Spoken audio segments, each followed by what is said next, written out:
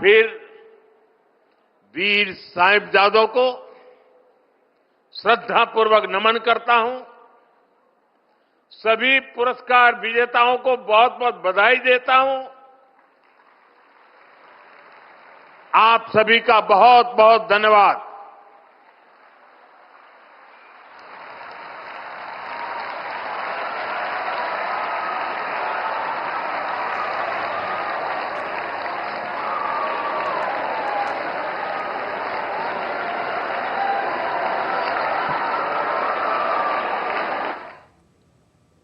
So that was Prime Minister Narendra Modi attending the national level program of Veer Baal Diwas 2025 that was being organized at Bharat Mandapam in the national capital today.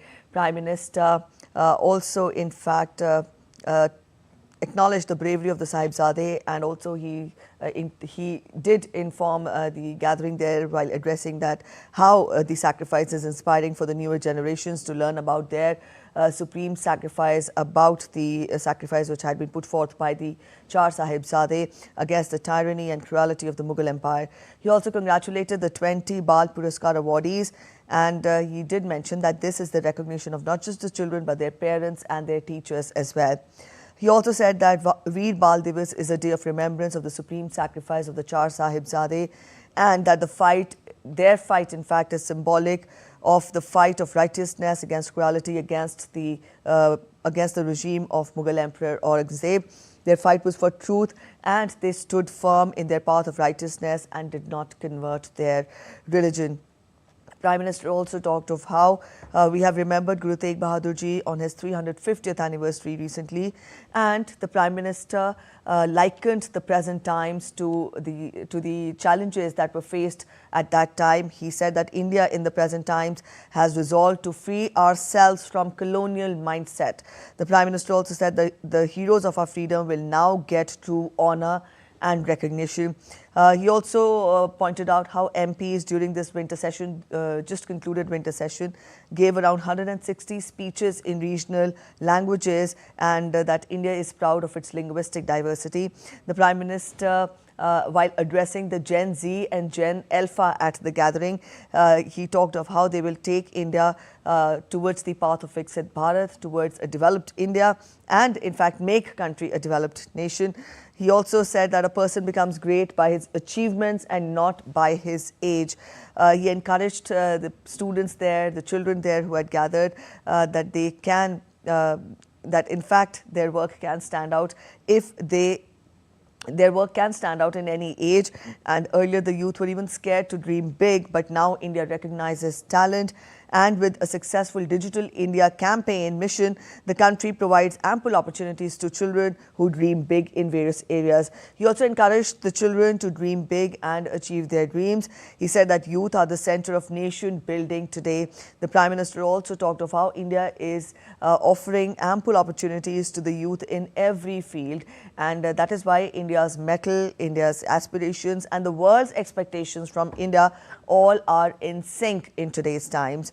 He also talked of how education policy has been reformed based on new ways and principles of new learning that encourages practical learning, independent thinking. So in a nutshell, the Prime Minister likened how India is changing today to incorporate youth in nation building and to provide them ample opportunities, which in turn will make India a Viksit Bharat, which in turn will lead to self-reliance and Atmanirbharta for the country. This was the gist of what the Prime Minister said at the important gathering marking Bal Veer Diwas 2025 and in the national capital. Through the day, we will get you other updates also, but at present, we'll take you what all we are tracking in the bulletin, the rest of the news. Earlier in the day, the Pradhan Mantri Rashtriya Bal Puraskar were conferred on the occasion of Veer Baal Diwas.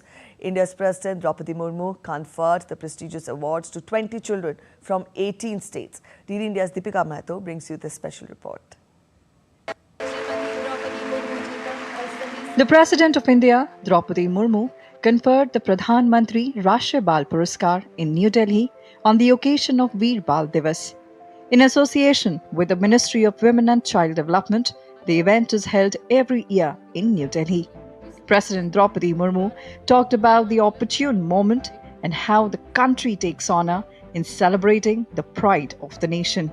जिस देश के बच्चे देश प्रेम की भावना और ऊंचे आदर्श से भरे होते हैं, उस देश की मानवता सुनिश्चित रहती है। ऐसे प्रतिभाशाली बच्चों के बल पर भारत को विश्व पटल पर चेस पावर हाउस माना जा रहा है। Minister for Women and Child Development, Annapurna Devi, also spoke about the importance of the event. प्रधानमंत्री राष्ट्रीय बाल पुरस्कार केवल सम्मान का एक मंच नहीं, यह हमारे बच्चों के साहस, प्रतिभा और संकल्पों का उत्सव भी है।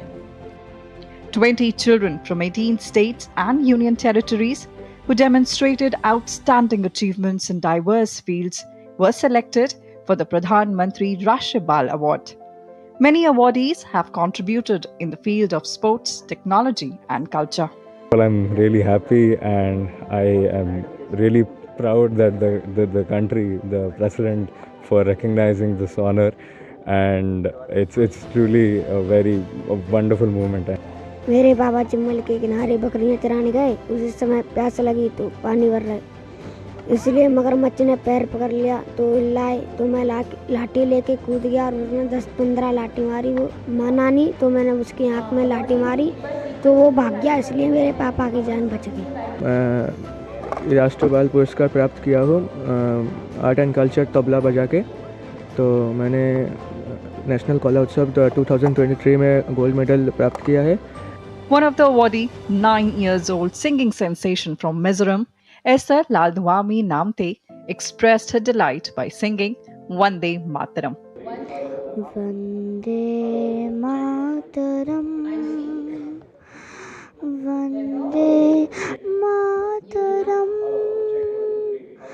Sujala, Sufala, Malaye Chashi Talam, Sasha Shamalam Mataram, Vande Mataram, Vande Mataram.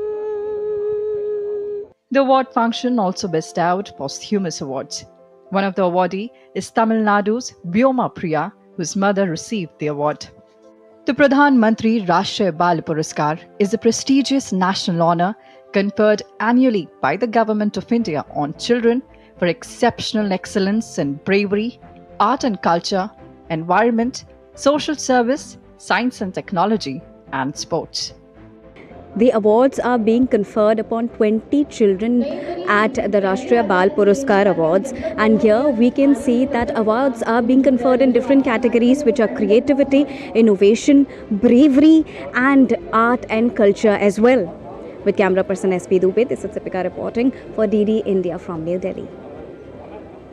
Let's get to other updates now. Amid spiraling violence against minorities in Bangladesh, former Prime Minister Sheikh Hasina in a Christmas speech has attacked the Yunus regime and said that the current ruling group has seized illegal power and is now subjecting minorities to unspeakable torture.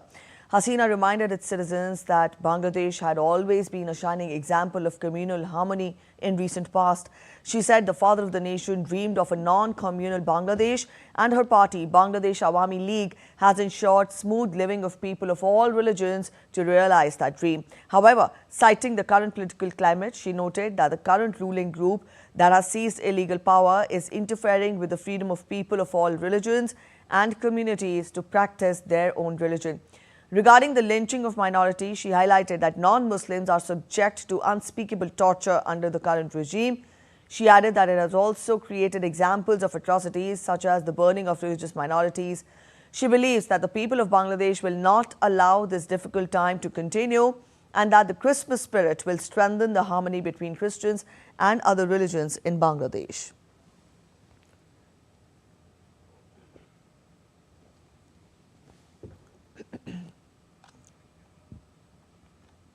Violence against Hindus continues unabated in Bangladesh. A 30-year-old youth, Amrit Mondal, also known as Samrat, was killed by a mob on Wednesday night in Rajabari district over alleged extortion. Police rescued him in critical condition, but he died at Pasha Upzila Health Complex around 2 a.m. Authorities arrested his associate Muhammad Salim and recovered firearms. Samrat was reportedly a gang leader with multiple criminal cases, including murder. The incident occurred when locals caught him attempting to extort a villager, prompting a mob attack. An investigation is continuing.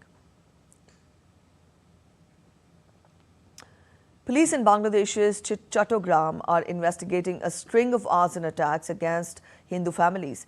The fire occurred early on Tuesday in Sultanpur, where the door of the house was allegedly locked from the outside, forcing the family to escape by climbing over a fence. Similar attacks have hit at least 6 Hindu households over the past 5 days in nearby wards, with kerosene-soaked cloth and handwritten notes found at the scenes. Police have filed cases. The estimated losses in the latest blaze is around 800,000 to 1 million taka. Hindu organizations Bajrang Dal and Vishwa Hindu Parishad held a protest rally in Puri on Friday, condemning atrocities against Hindus in Bangladesh. The rally is part of a series of protests held across India following the lynching of Deepu Chandra Das in Bangladesh on December 18th and the killing of Amrit Mondal in Rajabari on December 23rd, which have sparked widespread criticism and renewed concerns over minority safety.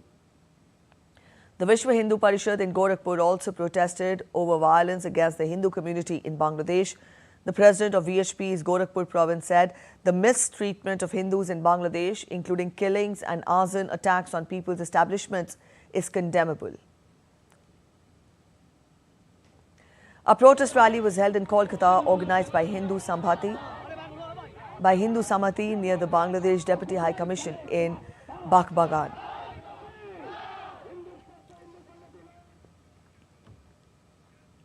Let's get you weather updates now. From fog-covered roads in the plains to snow-covered peaks in the mountains, winter is making its presence felt across the country. Dense fog and biting cold continue to disrupt daily life in several states, while in the hills, fresh snowfall has transformed landscapes into winter postcards. As temperatures dip and visibility drops in many regions, tourists in snowbound destinations are soaking in the season's charm, even as authorities remain on alert following fresh warnings from the Indian Met Department. Take a look. India is struck by cold wave, with the India Meteorological Department predicting of dense to very dense fog conditions likely to persist during night and morning hours across several parts of north and east over the coming days. The IMD has also forecast cold wave conditions in isolated pockets of northwestern states of Punjab, Haryana, Rajasthan, Jharkhand and Chhattisgarh.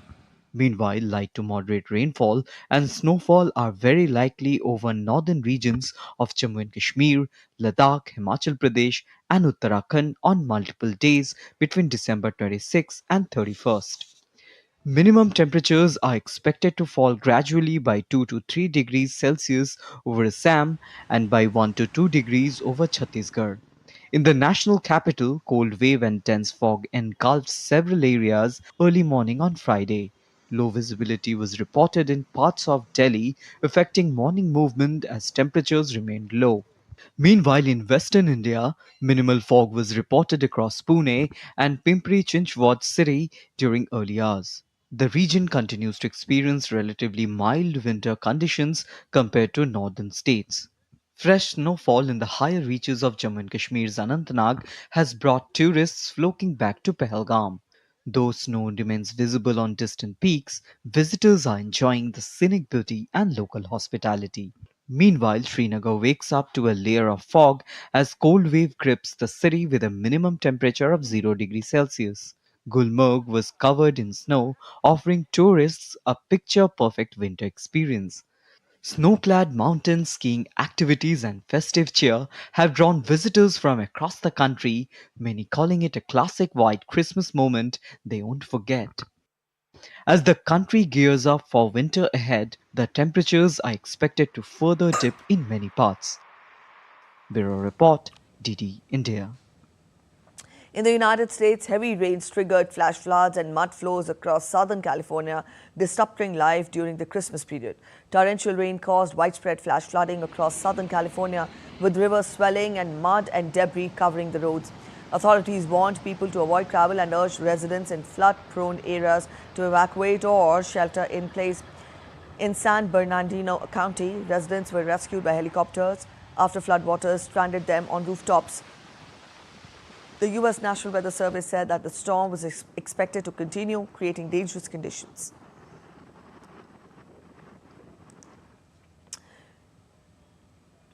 You're watching DD India News. We're heading for a short break, but after the break, Ukrainian President Zelensky says he plans to meet Trump in near future.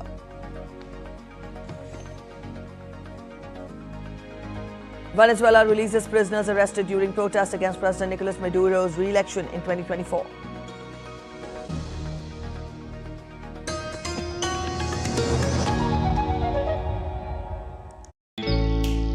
Jharkhand will mesmerize you with majestic nature, rich heritage and colorful culture. Johar. It fits perfectly. Thank you. Full workout हो गया. Ready?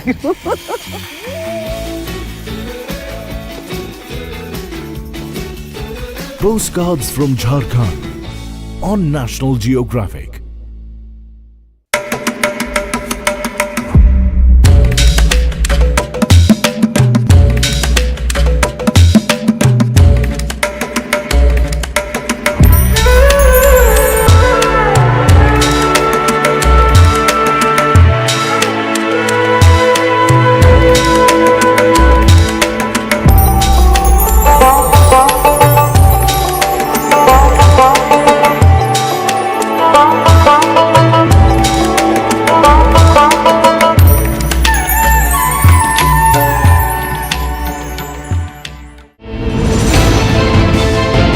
Geopolitics and trade deals.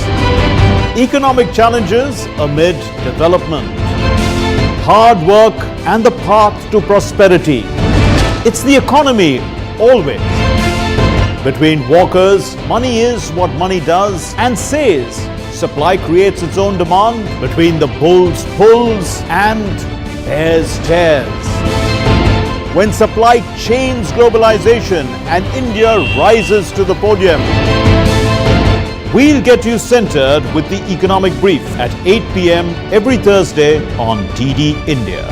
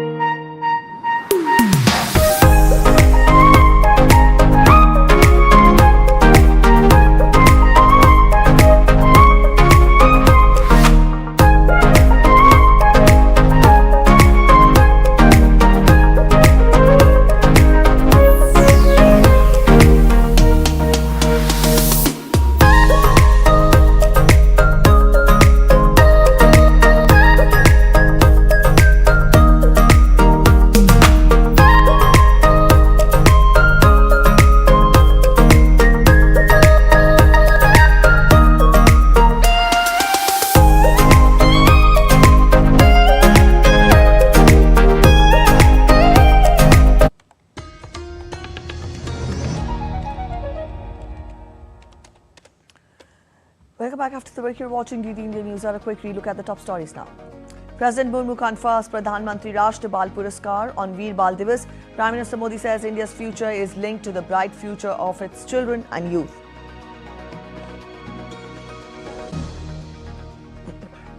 Violence against Hindus continues unabated in Bangladesh. Sheikh Hasina accuses Yunus regime of unspeakable torture of minorities in Christmas address.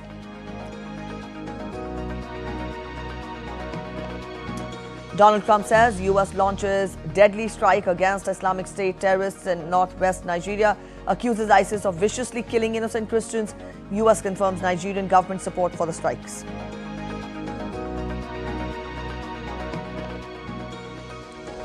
And in sports, India to take on Sri Lanka in the third Women's T20 International in Thiruvananthapuram, hosts 2-0 ahead in the series.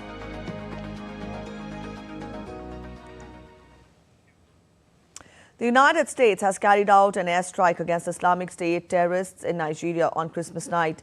US President Donald Trump in a social media post said that forces conducted deadly strikes against ISIS terrorists in northwestern Nigeria and vowed more such attacks if the terrorists keep killing Christians.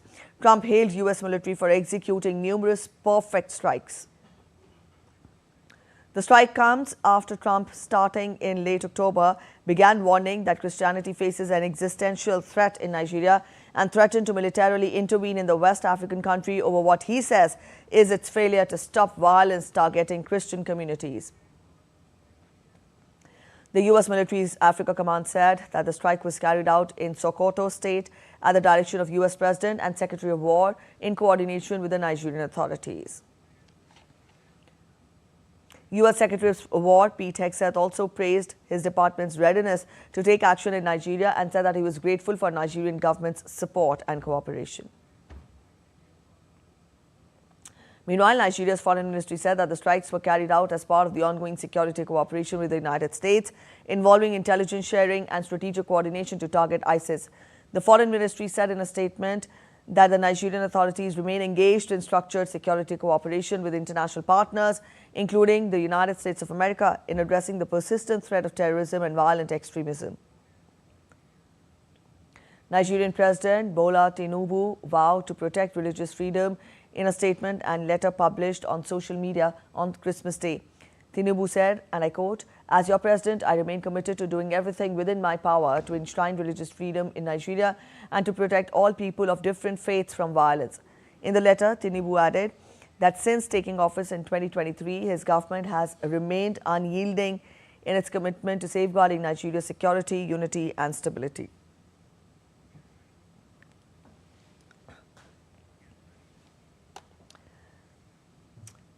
To talk more about it and help us understand the situation there in Nigeria, we are joined in by Mr. Mahesh Sachdev.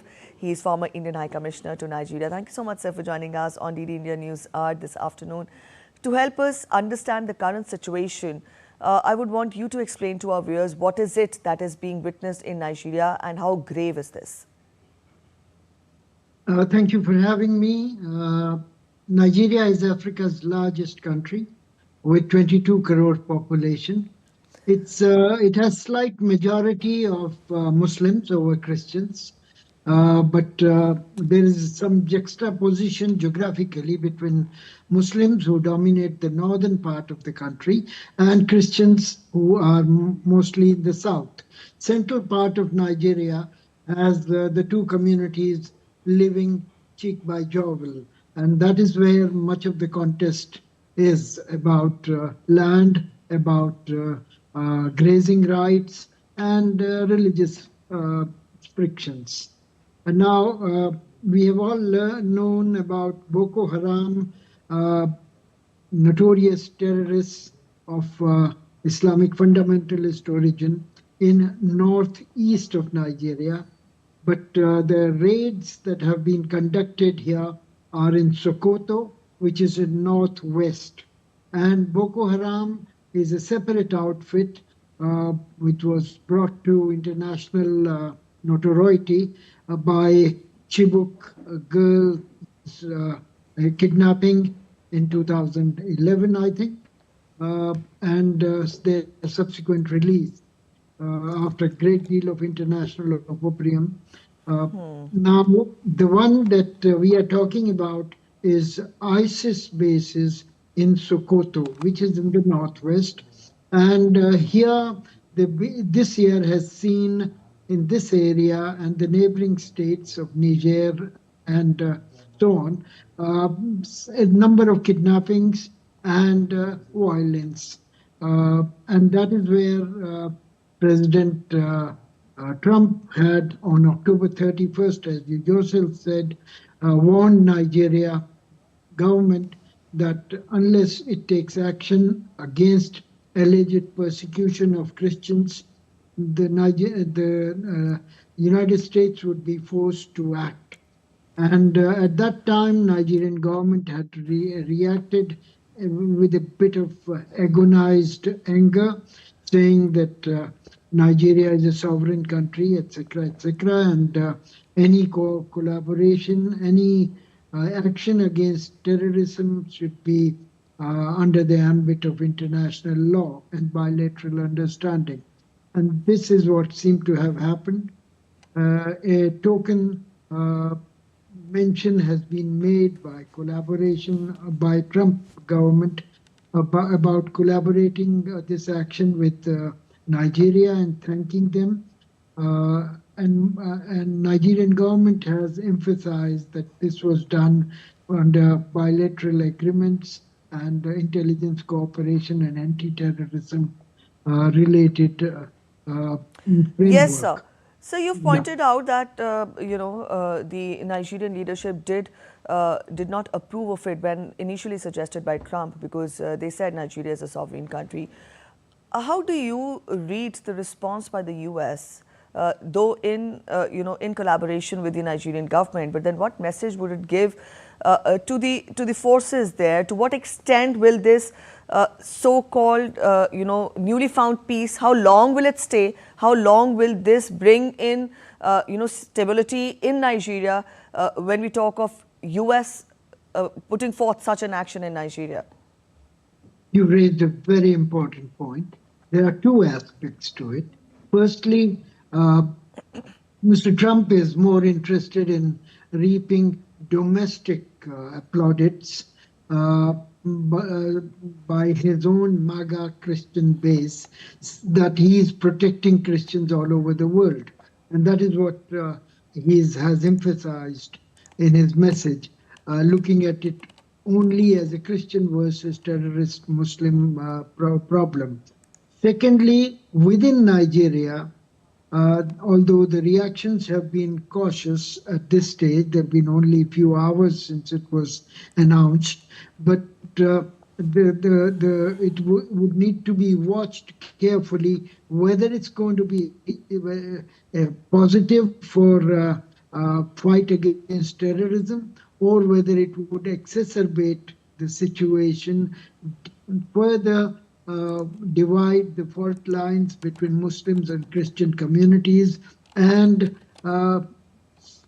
sort of promote wider anti-Christian activity. Right now, Christians are collateral victims mostly in fighting between government forces and the Islamic fundamentalists. But then by provoking this action, a stage has been set when radical Muslim outfits would be perhaps willing to promote their own actions against isolated Christian communities in the center of the country. And that would be detrimental to. One could also say that Sokoto is an age-old center of Islamic learning.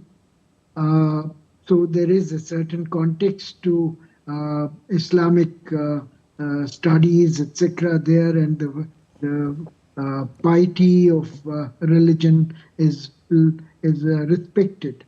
Now, Nigeria has had a Muslim president for three terms, instead of alternating between Christian and Muslims as used to be the practice. So having a Muslim domination over political instruments also makes it slightly lopsided in terms of its perception across the divide between Christians and Muslims. I should also add that Nigeria needs foreigners, Westerners, for investments, for running its oil industry, and a number of other areas which are quite vital. President Tinubu has done a lot to restructure and stabilize the economy, and only now, when the economy was beginning to stabilize, that these actions have been taken by the United States Central Command. So it may have its own economic and social repercussions. Yes. All right, so we leave it here. Thank you so much for joining in with those insights. So that was our guest helping us understand the current crisis, the current situation in Nigeria. Turning focus to other updates, Ukrainian President Zelensky on Friday said that he plans to meet Trump in near future. Zelensky said that he agreed on a meeting with US President Donald Trump in the near future, following weeks of stepped-up diplomatic efforts to end the country's war with Russia. In a post on social media platform X, the Ukrainian president wrote, and I quote him, "A lot can be decided before the new year," and I unquote him. Zelensky also held a phone conversation with U.S. envoy Steve Witkoff and President Donald Trump's son-in-law Jared Kushner to discuss the end to the conflict between Ukraine and Russia. The Ukrainian president stressed that Ukraine is working around the clock to bring closer the end to the conflict and to ensure that all documents and steps are realistic, effective and reliable. He said the two sides discussed certain substantive details of the ongoing work and they have good ideas that can work towards a shared outcome and lasting peace. Zelensky also expressed hope that the understandings and ideas discussed between the two sides can be useful. Venezuelan authorities have released at least 99 prisoners who were arrested during protests against President Nicolas Maduro's re-election in 2024. The releases were reported months after widespread demonstrations erupted following President Maduro's victory in the July 2024 election, which was marred by allegations of fraud. Security forces detained roughly 2,400 people during the unrest, though nearly 2,000 have since been freed. According to the Committee for Freedom of Political Prisoners, the latest releases began early on Christmas Day, and the conditions under which the prisoners were released has not yet been disclosed. Malaysia's former Prime Minister Najib Razak was found guilty on all charges of abuse in power and money laundering on Friday in the One Malaysia Development Berhad scandal. Najib had been charged with 4 counts of corruption and 21 counts of money laundering for receiving illegal transfers for about $544 million from 1MDB. The judge is yet to announce sentencing for Najib over his role in the One Malaysia Development Berhad while he was the Prime Minister. The ex-Prime Minister could face maximum jail term of between 15 to 20 years on each charge, as well as a fine of up to 5 times the value of the alleged misappropriations.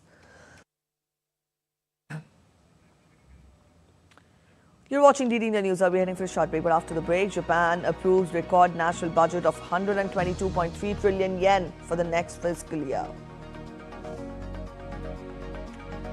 Australia bats 2 times in one day as 20 wickets fell on the opening day of the Boxing Day Test match against England in Ashes.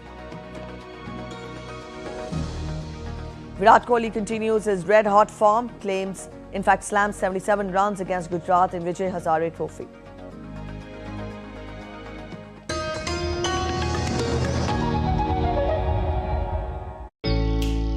Jharkhand will mesmerize you with majestic nature, rich heritage and colorful culture. Hello. Johar. It fits perfectly. Thank you. Full workout हो गया. Ready?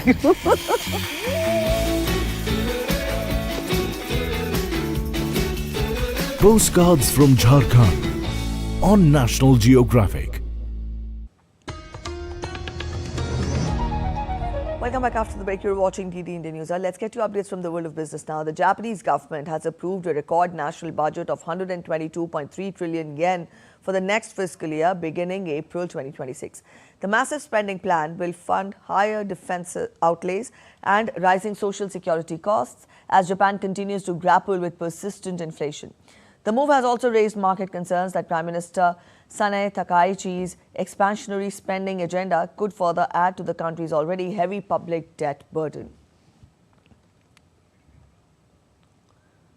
As the year comes to a close, many in the business and financial community are setting their eyes on 2027, and one of the biggest decisions in European finance next year will be a change in leadership at the European Central Bank. Lars Holter is with Duishwell, and he joins me from Berlin. Lars, hi. What can you tell us about this job and also the candidates in the fray? Thanks for having me. Indeed, the current president of the European Central Bank, Christine Lagarde, is coming to the end of her term, and that makes for a vacancy in one of the most important jobs in all of Europe. The position is generally seen as the second biggest job in the EU after the EU Commission president, and that is reasonable as the ECB is in charge of the monetary policy of the entire bloc. After all, one of the biggest economic powers in the world. And with its monetary policy decisions, the ECB is setting the most important parameter for the economy in Europe. And it keeps a check on member countries' debt levels as well, something that has been of tremendous importance in recent years, not least after ECB bailed out Greece during the financial crisis there. Still, today there are countries with too much debt, France being one of them. And that means the ECB needs solid leadership to protect the Eurozone's stability. Two candidates have so far emerged to fill the post. Current ECB board member Isabel Schnabel and Bundesbank President Joachim Nagel, as it happens, two Germans. All right, Lars, what about their chances then? And who might lead the ECB in the end?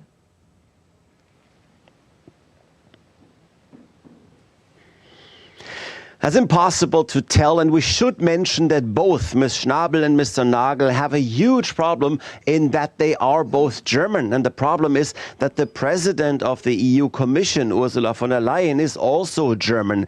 It's hard to imagine that the two most important jobs in the European Union would be filled by two Germans. That might not be an idea that other member states would support.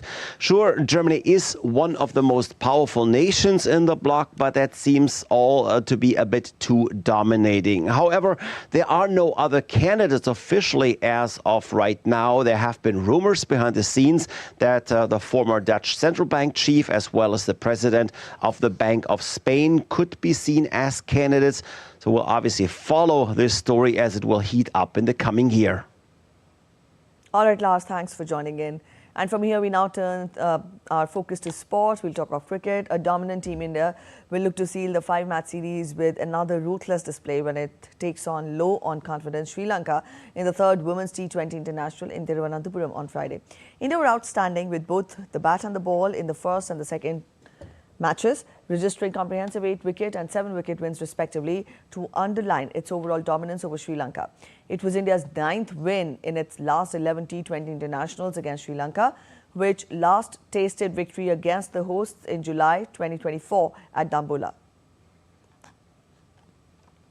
Australia finished marginally on top at the end of a chaotic opening day of the 4th Ashes Test after an extraordinary 20 wickets fell in front of a record crowd at the Melbourne Cricket Ground on Friday. Australian night watchman Scott Boland was 4 not out, with Travis Head yet to score as the host went to stumps at 4 for no loss in its second innings, carrying a 46-run lead over England. With England bowled out for 110 in reply to Australia's first innings 152, it was the highest number of wickets in a single day at the MCG since the record 25 fell in 1902 Ashes.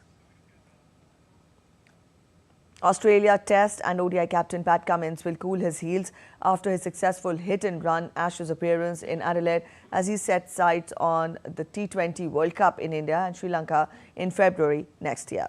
Cummins missed the first 2 Ashes tests due to a lower back injury he suffered during the West Indies tour in June-July, but made a brilliant return in the third match in Adelaide to pick up 6 wickets in the series-clinching win. With the Ashes earned in their hands, Australia decided to rule Cummins out of the 2 remaining tests. The 32-year-old Cummins said on Friday that he will now take rest before targeting the T20 World Cup, which begins in early February. India's superstar cricketer and former skipper Virat Kohli showed no signs of easing off the pedal as he continued his staggering form with another fine outing at the Vijay Hazare Trophy, scoring 77 against Gujarat on Friday.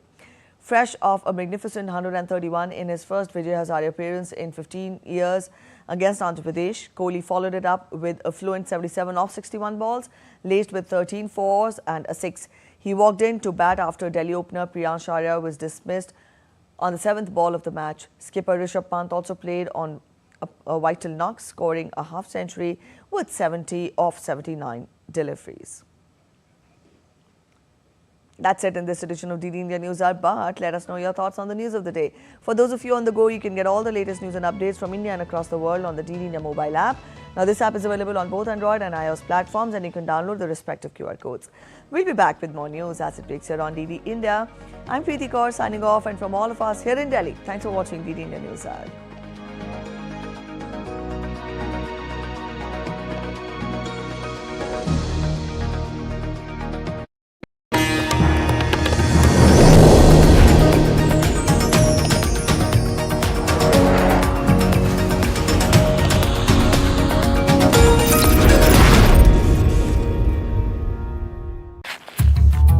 बुद्धू नई card